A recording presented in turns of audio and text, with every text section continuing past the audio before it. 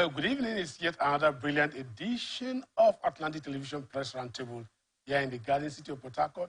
It's a garden of media professionals, journalists of different media organizations, and of course, print, radio, TV, online, and what have you. Now, today we're looking at a number of issues.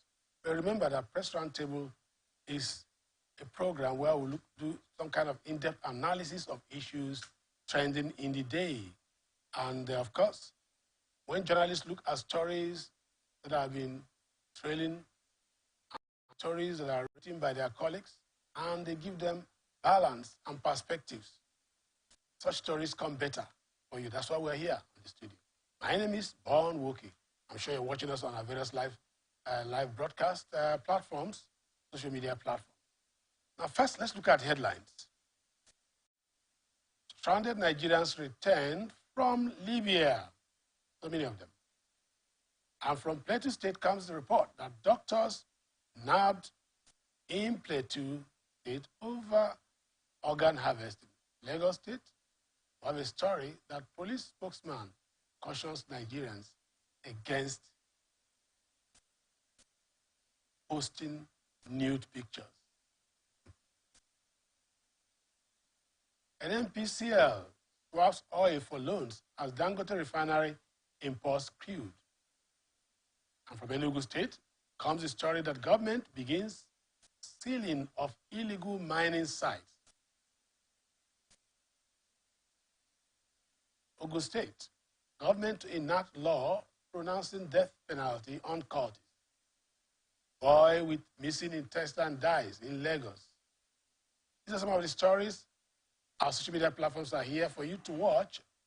And our website, atlantictelevision.tv, our mobile app, ATN Live on YouTube and Facebook, Atlantic Television Network. Joining me are two gentlemen. You get their name when we come back from this short break. It is Atlantic Television Network Press Round Table coming to you live from the Garden City of Port Harcourt. Stay tuned, don't go away. We'll be right back.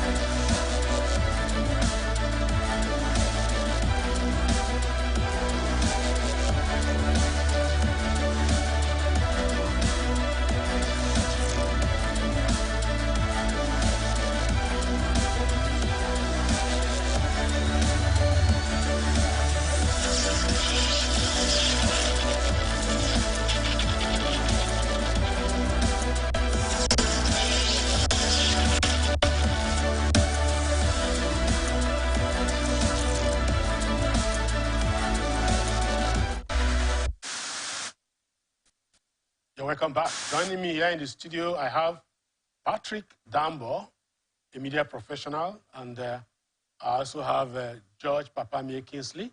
George, you're welcome. Gentlemen, you're welcome to the program. Thank you. We have two brilliant journalists here in the studio. And let's look at some of the stories that are trending. The International Organization for Migration, in collaboration with federal government, repatriated 155 Nigerian irregular migrants stranded across various parts of Libya. This is contained in a statement issued by the IOM on Wednesday in Lagos. The returnees arrived at the cargo wing of Murtala Mohammed International Airport, Lagos, late Tuesday evening on board an AI Burag Air Boeing 737-800 with registration number 5A-DMG. Added that of 155 returnees arrived, 125 were females, 32 males and 8 infants. The Agency of Nigeria report indicates that officials of the National Emergency Management Agency, Port Health Services, National Commission for Refugees, Migrants, and Internally Displaced Persons, and the Airport Authority of Nigeria were at the airport to receive the returnees.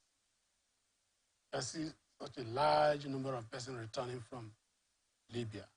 When you talk about migration, you have legitimate migrants who go out for greener pastures, who go out for education, who are making waves, who are indeed, raising the ante and carrying the flag of Nigerians positively, either in sports or sometimes in some serious areas of endeavor, like in healthcare delivery. Some of the best doctors in the world are Nigerians and all that. But you still have illegal migrants who are disgracing Nigeria outside, looking for what they call greener pastures.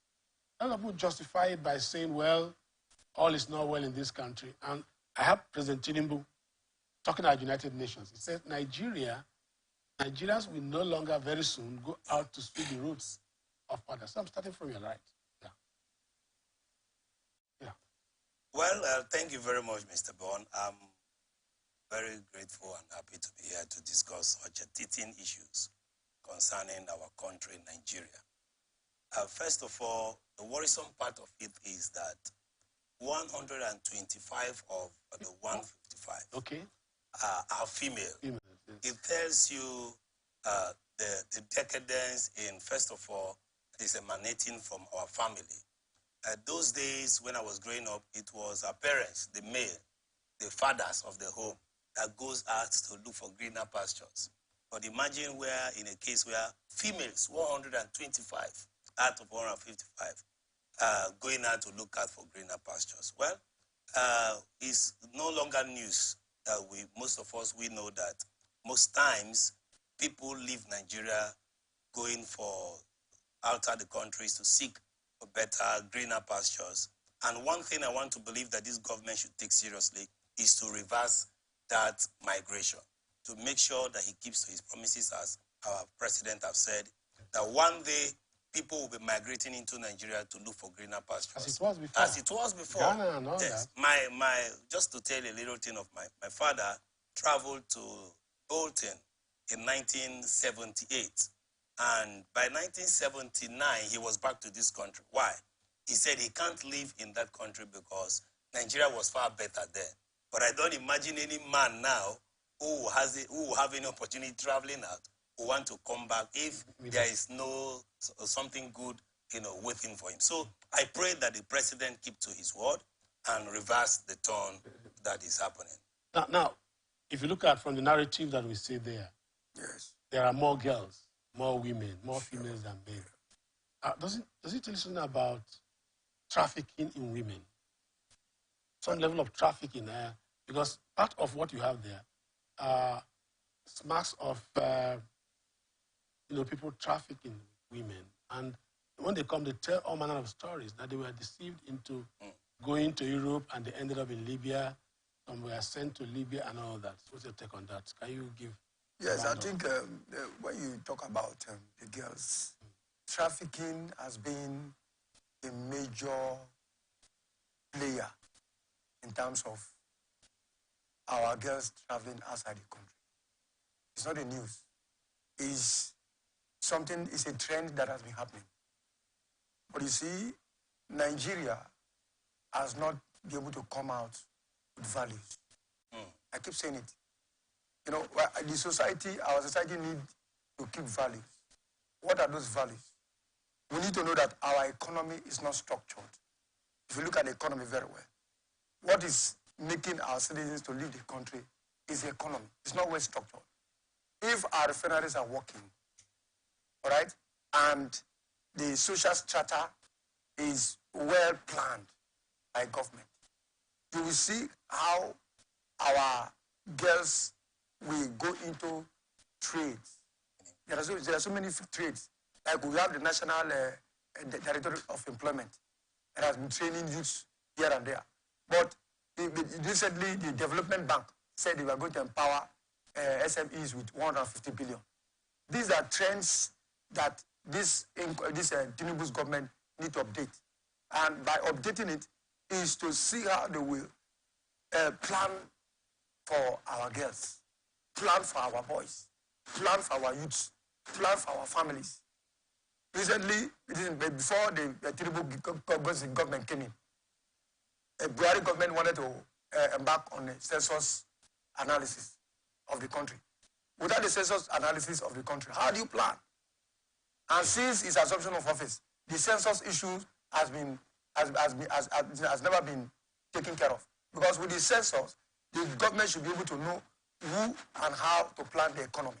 And if the economy is not planned, I have to maintain that not these people that are coming in will still leave, and some other people will still join them. So the economy has to be planned. If the economy is well planned with the statistics of the population, if they go into census now, all right, if they go into census now, they should be able to know how many girls that we have that are not working, and those that are working, and those that are going into prostitution, and then how they can revive them.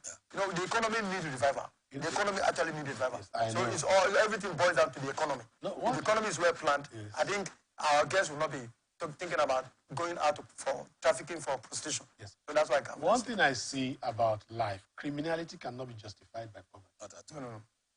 Criminality can never be justified by poverty. Trafficking in girls is a criminal syndicate. Of course. That has happened over time. The healthy people who have money do use this to take advantage of women who are helpless or who are helpless. It doesn't really matter whether the economy is buoyant or not.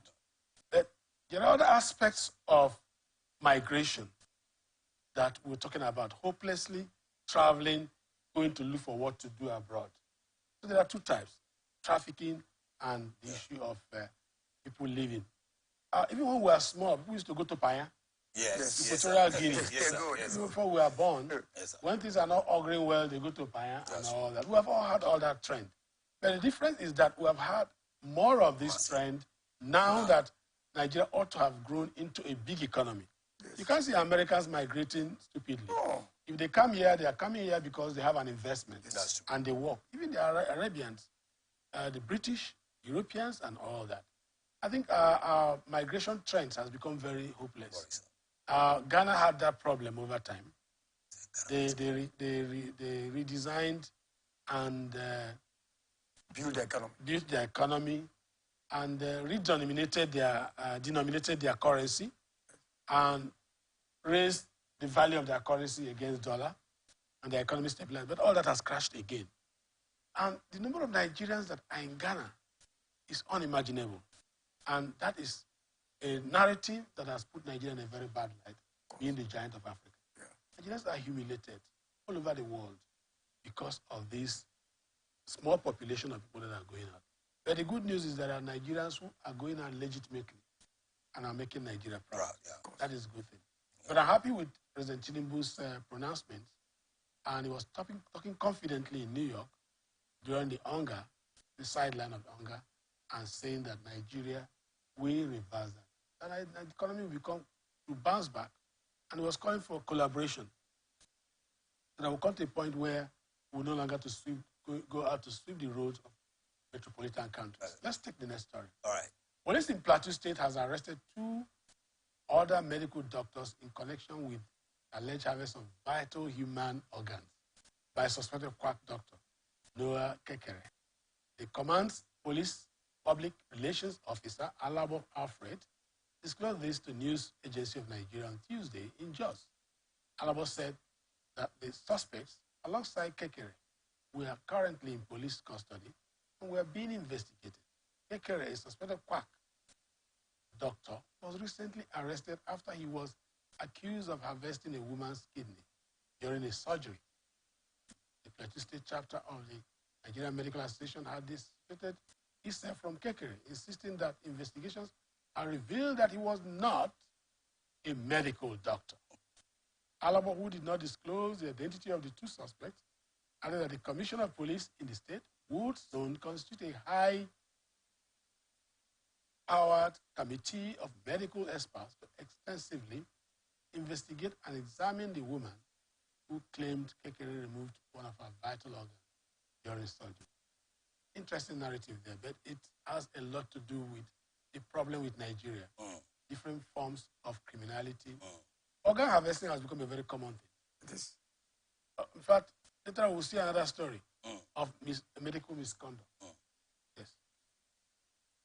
Well, thank you very much. You see, it's really pathetic.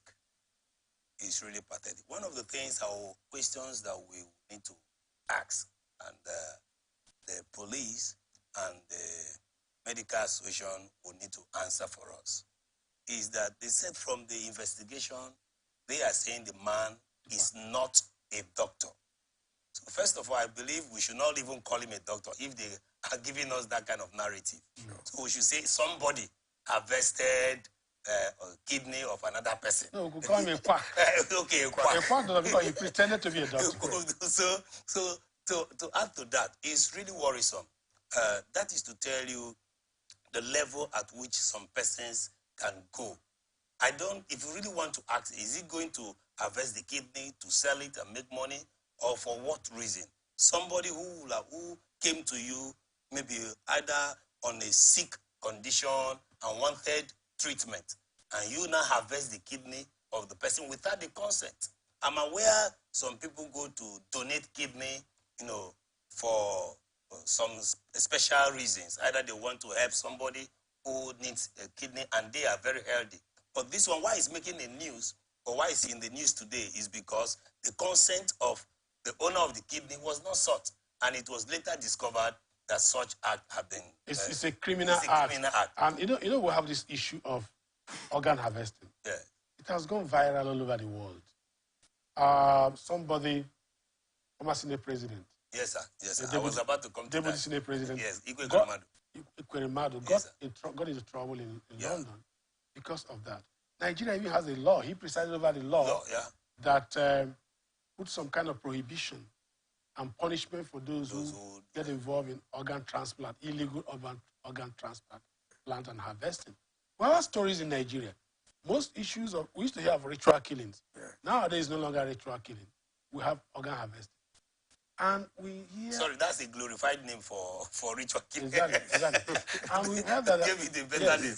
We've heard that there are so many cases of doctors who are acting against their oath to remove organs of persons for sale. Yes. And people, because of hard times, have voluntarily gone to donate organs and all that. It's a very worrisome thing, my brother. You're a pastor too. Yes. Yes. All of you are pastors. You're a pastor too. Yes. Yes. So the problem with Nigeria is this. We are greedy in the first place. It is greed. Nigerians are not greedy, it's greed. It's greed. Okay. That's a better one. Because I'm a Nigerian, I'm not greedy. It's greed in the sense that he is after making money for himself. That's the first reason. That's why you said it is criminal. Yeah. Yes. He has an intention, to obtain something for his selfish interest. That's criminal. But when we are talking about societal ills, all right, when we're talking about societal ills, and you see the conduct of one coming out to say, I am peddling himself that is a doctor, all right?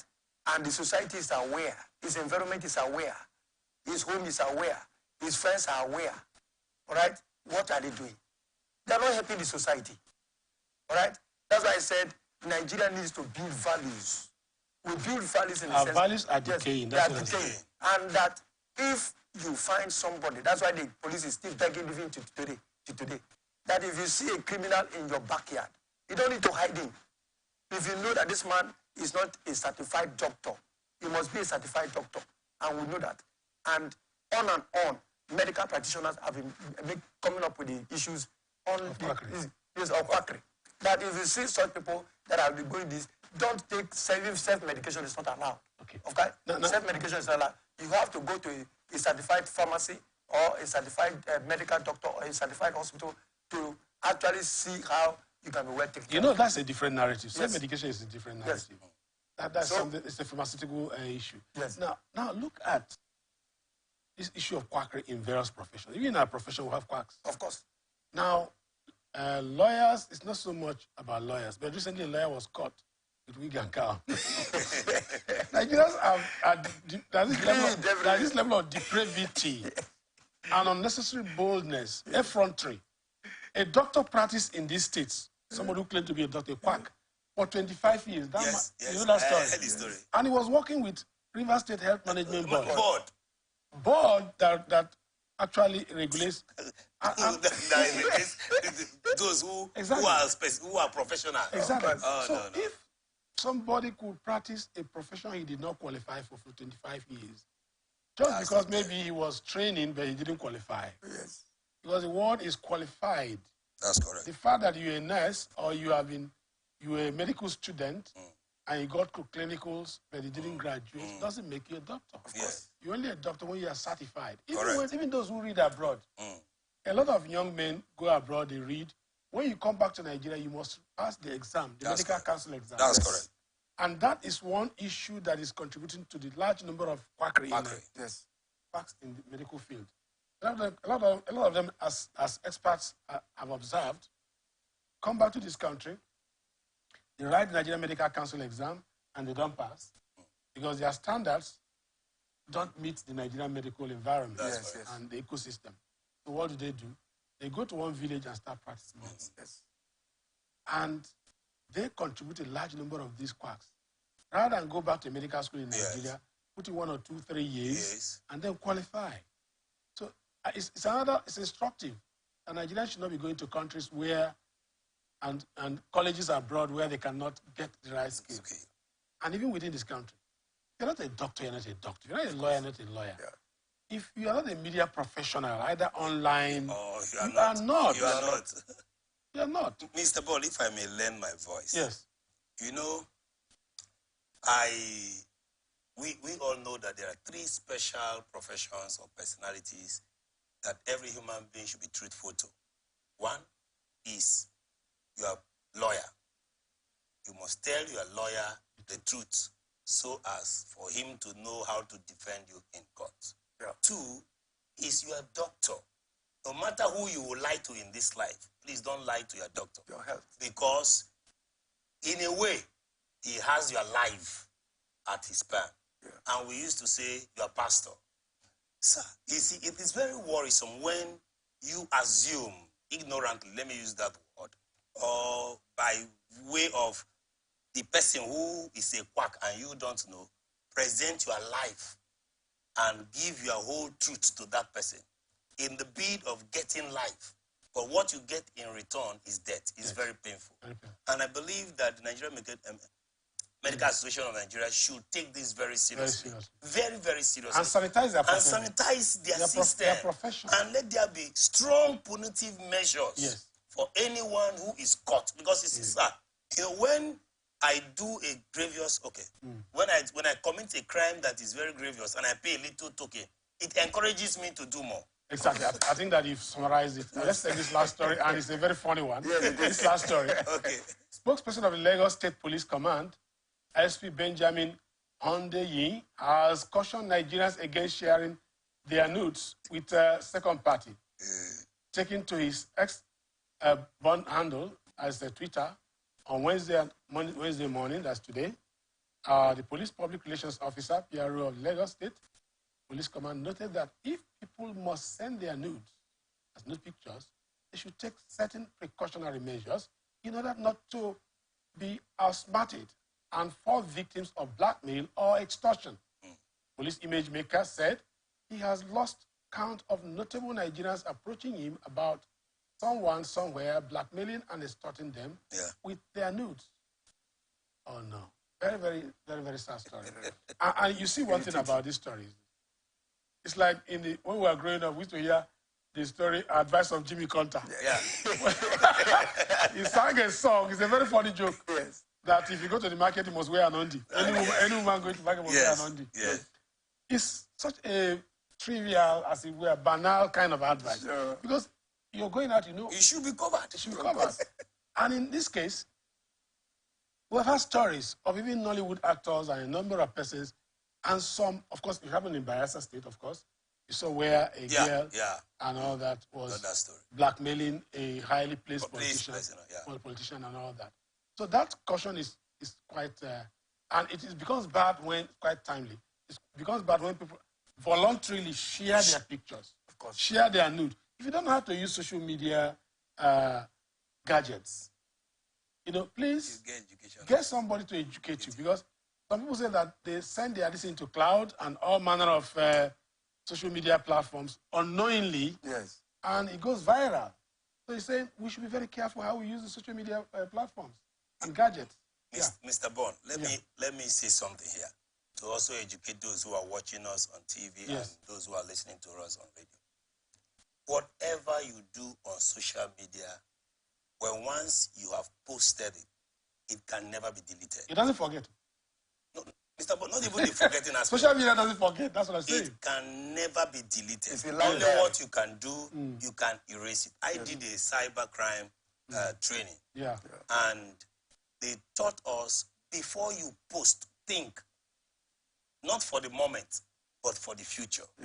And, sir, I want to ask, what on earth, to what pleasure, to what intent will somebody take a nude picture of himself or herself? And after taking the picture, what is scratching the hand that will now make the person to now post the picture either on Facebook or on WhatsApp to a friend to achieve what? It goes a long way to portray the fact my colleague talked about values and morals. Exactly. See, our parents at home should be able to teach our children what is good and what is bad. But most of these adults are involved. No, sir. Adults are involved. Adults. I'm coming to that. Okay. It is what characters are what are built over time. Values are what are built and embedded over time. If they are taught and it is being screwed into their subconscious that you are private, that's what it's called private life. That's what it's called private part and private life. Exactly. It's private. It's not supposed to be public. So why do you now bring it out and not really justifying? And for those who are doing that, the law is coming after you. I'm telling you. Exactly. The law is coming after you and you can't escape.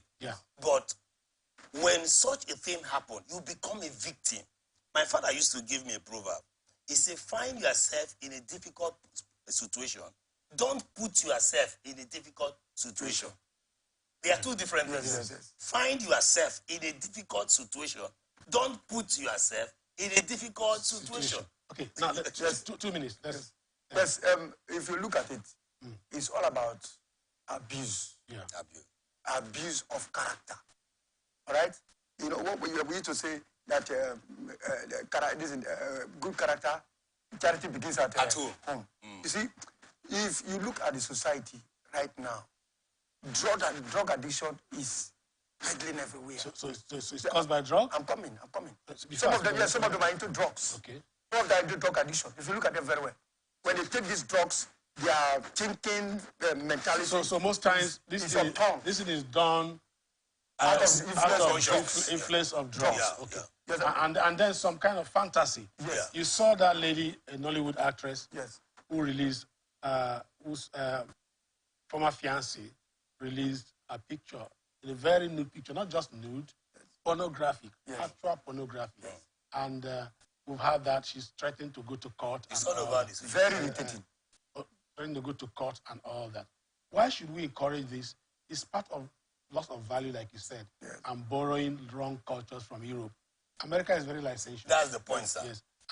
And so we're borrowing wrong culture, and it is wrong. Well, that's much we can take for this half hour. In the next, we'll go on a short break, and we'll conclude the program in the next half hour. Don't go away.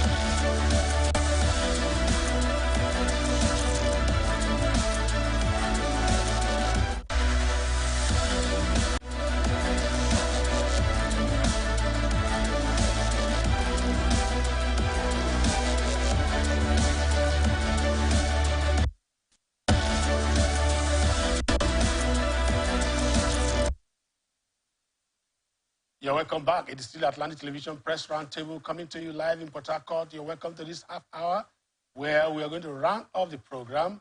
Dambo is still here and Papa May George is still here in the studio. My name remains Bon Wook. I'm sure you've not forgotten.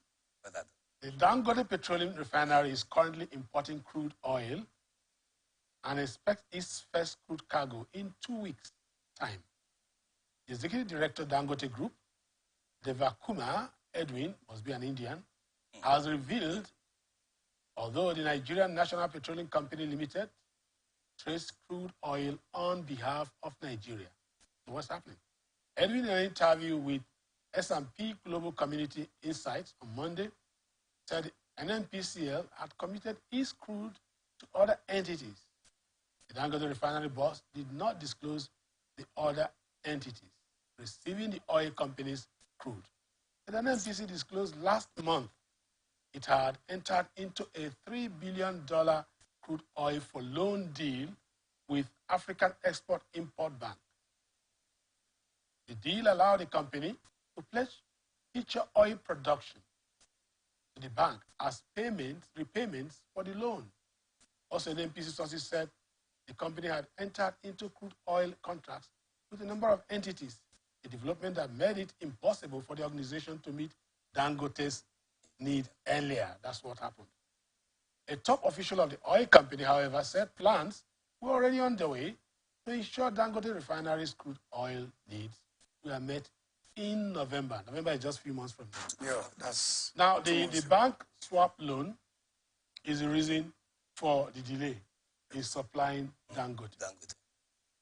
And he said Nigeria is going to make about $3 billion. Good deal. And it's a swap oil for loan for deal, that kind of thing. It means that NNPC is actually doing business. Of course. But the fact that Dangote is going to import is my worry. It means that we don't have enough production quota to supply and still do the swap deal. So our production quota is dropping. We're not producing optimally. That's correct. Yeah, okay. I think if we are talking about oil production and oil distribution, Nigeria needs to look at our indigenization policy. We have indigenization policy that should look from the inside before looking at the outside.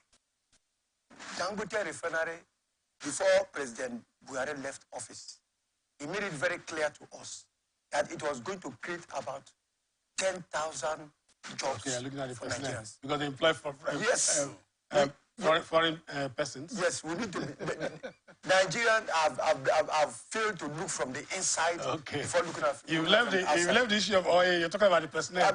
Yes, because it is what you give that you will get. Okay. All right? Because let us not forget. It's all those foreign names there. Let us not forget. Let us not forget that we are selling out what we have, and then we are not getting anything at the end of the day. All right? But the issue here is the fact that Dangote is importing crude to produce oil. Whatever production they go into, we end up not helping the price of fuel. That's the narrative. Yes. That's what we are saying. Yes. The cost of importing. If you look at the cost of importing and the cost of getting it here, you see the reduction there. So you see the balance. Let's get your talk. Mr. Bond is worrisome. Yeah. It's worrisome. My people used to give a proverb that it is improper for you to be in water and be complaining that there's soap in your eyes. Yeah. Dangote refinery, we were told, was to kick off, I think, June or July. Now they pushed to November. June or July. Yeah. And we also read in the news that they had an agreement with the Nigerian Nigerian government. NNPCL, had to produce and supply them crude. Yes. Now, did that agreement, what happened to that agreement? It's a question we must ask. And in the news, you read that they have swapped or they have entered an agreement to swap crude for loan with some entities. Why didn't they include Dangote in that entity? Exactly. That is my question. You have a crude. Okay, we need money. You have several entities you are dealing with. And why now? They just call them entities. You see, that's one thing with the Nigerian government that we should come out. They should be able to be very truthful and plain to the masses, to the people. There's no transparency. You are calling the whole clock an entity.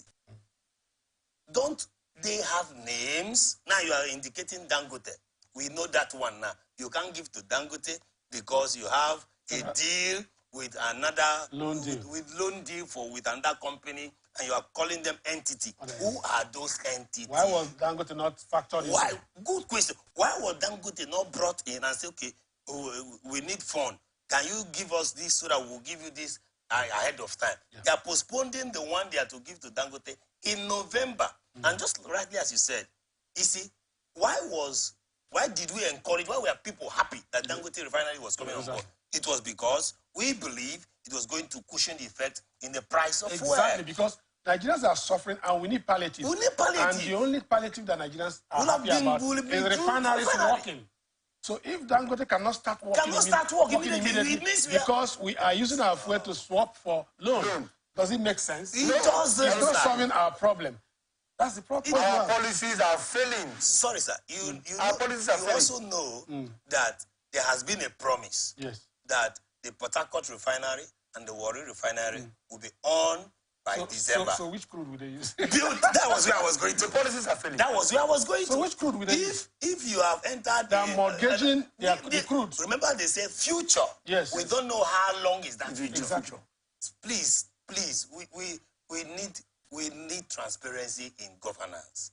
Our leaders, those that have been blessed to hold these positions in trust should be able to look back and do things that they will be remembered for in this country. Yes. I did not pathetic. I did not feeling the pains, suffering, the pains that Nigerians are going through.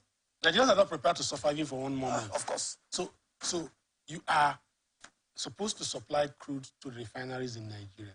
But you're interested in swapping for loan and getting $3 billion. Which should have priority? That is the question. Yes, now, if you look at what the NLC is talking about, let's come to the labor table. Yes. The labor is very clear with their arguments. And they're saying that if you want to do this first. Do this first. So priority should be given to refineries. Yes, and other things. But if you look at it very well now, from the analysis we just got, there is nothing that is working from anywhere. The Nigerian government has not been able to come out very clearly to us. All right? To the Nigerian public.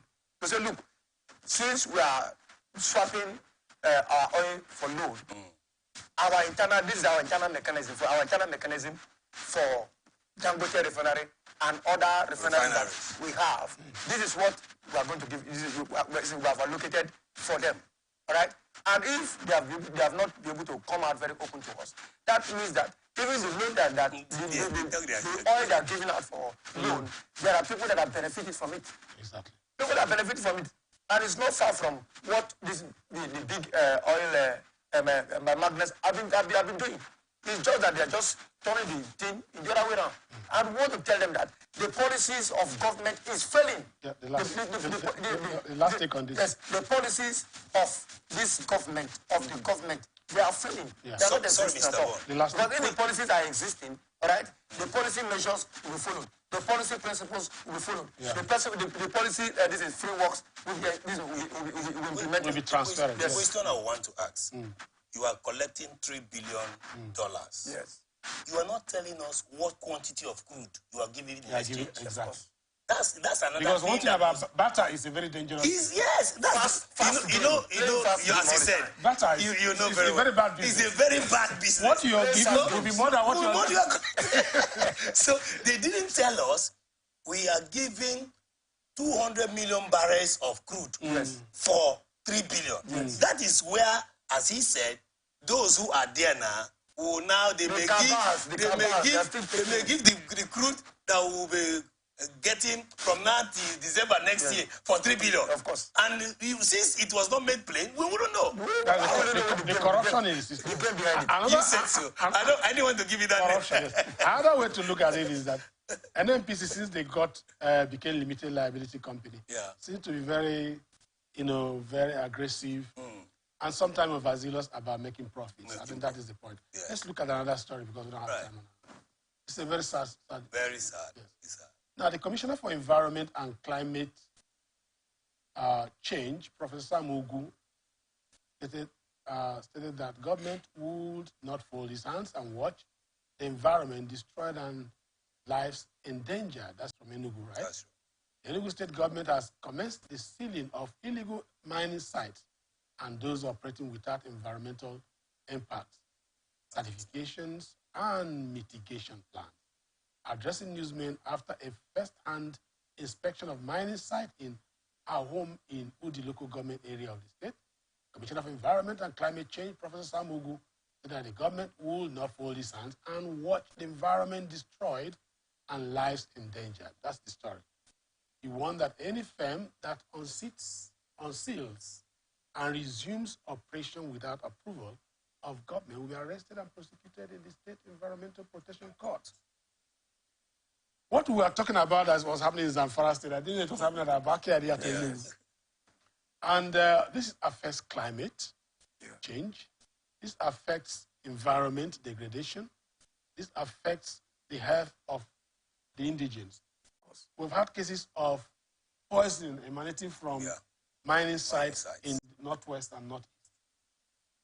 Who knows what is going to happen at Enugu State? I think you see, one thing about governance is having the political will to govern the environment, to get involved in corporate governance. Yes. That's what's important. Now, it is good that the Enugu State government is coming out. Unlike what we'll see in the north, traditional rulers, government officials, communities connive with some foreigners and some illegitimate miners, illegal miners, to mine endlessly. And it's part of what has encouraged banditry in the north. But here, we're happy that what Enugu State government is coming out. I will start by commending the commissioner, Mr. Egu. He's doing a very good job, and I believe that people of Enugu State should give him all the support that he will need to achieve his drive to sanitize the environment and to achieve more revenue for the government. Because illegal mining means a loss of revenue to the state government. So I will be of the opinion that he's doing a good work.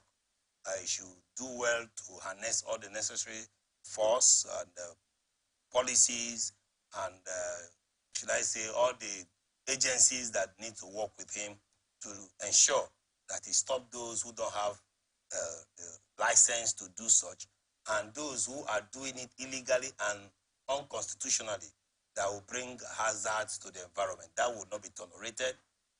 You know, that's one thing with all these things. You have a present game, not knowing the future hazard that it will cause. And I believe that the Enugu State government will not sit and watch their citizens die out of the hazards that will come out from it. It's a good thing. I must comment. Yes, one thing, George, that you weave into this narrative is the fact that the Minister of Mines and Steel, Minister of Mines and Solid Minerals. Solid Minerals, sorry. In talking about this aspect of extractive industry, that the government has appointed a mining corporation. And because before that there was no mining corporation in Nigeria, so people were just doing it was just a ministry that was overseen, and it was not functional, it was not strong. And of course, we know why public corporations are appointed to look into the particular needs of certain agencies, and that's why you have public corporations coming out of Ministry of Information, like from radio, TV, and all that, because these are specialized professional areas that do not require bottlenecks. And so now we have a state government that is trying to cooperate with this corporation. What's your take on that? Yes, I think natural resources is natural resources. Yes. There's no argument about it. Now, thank God we have lawmakers, both at the federal and at the state level. And, of course, in an environment like this, we need regulatory frameworks. Yeah, that's correct. Legal regulatory frameworks. And the legal regulatory frameworks are the frameworks that will enable every state government, this corporation that we're talking about, to be able to know how to regulate, how these natural resources are going to be handled.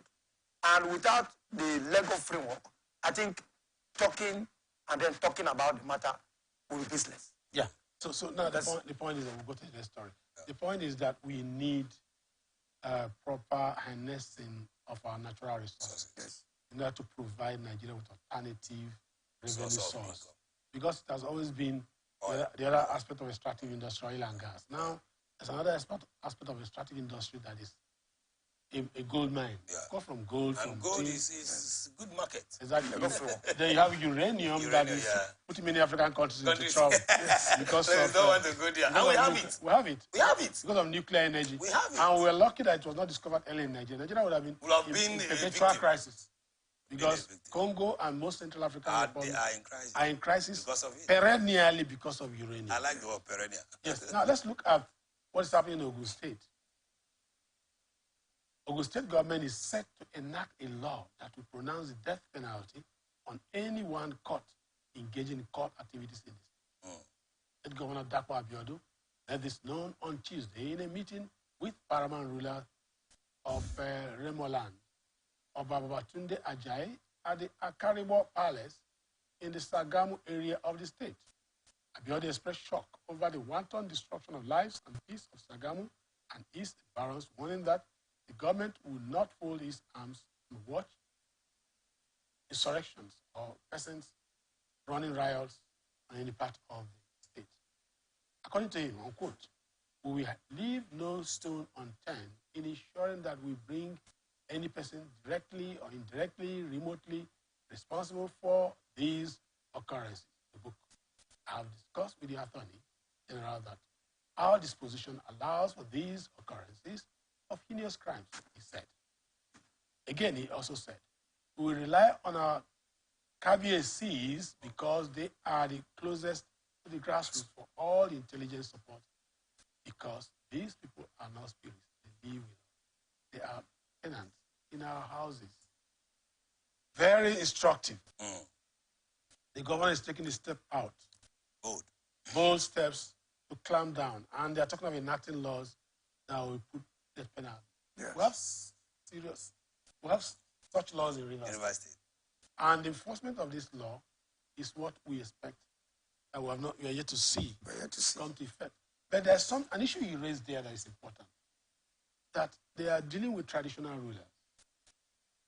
When I was watching a video from Ahoda East and Ahoda West, I saw some Nigerians, some Rivers people, some Ekpeye youths. They may have other Nigerians joining them, Rivers State people joining them, Niger Delta people joining them. I saw them dancing, macabre dance. singing with bravado and talking in a manner that gave the impression that nothing can happen. So 2 minutes because we're a minute each because we're at the end of our show. Yeah. For me, bold step, commendable. Yeah. There is nothing that can be compared to life. That's it. The Holy Book, the Bible says, what will a man give in exchange of his soul? There is nothing that can be compared to life. Yeah. So for the sake of the peace and the unity of Ogun State, the governor is on course. Yes, okay, I think that brings us to the end. Yes, I think if it is a law, if it is a law that is set up, we need enforcement. Okay. We want to see it enforced. We need enforcement because not just about laws, we need enforcement. That's the much we can take on today's program, Press Roundtable, coming to you live from the Garden City. Of course, I'm sure you watch us on all our social media platforms. But don't forget, peace is the pathway to progress. Make peace your watchword. And don't forget to wait behind and watch our global roundup at 9 p.m. tonight. That's the last bulletin. It comes to you live on this frequency. My name is Bon Woke. Stay tuned for other programs.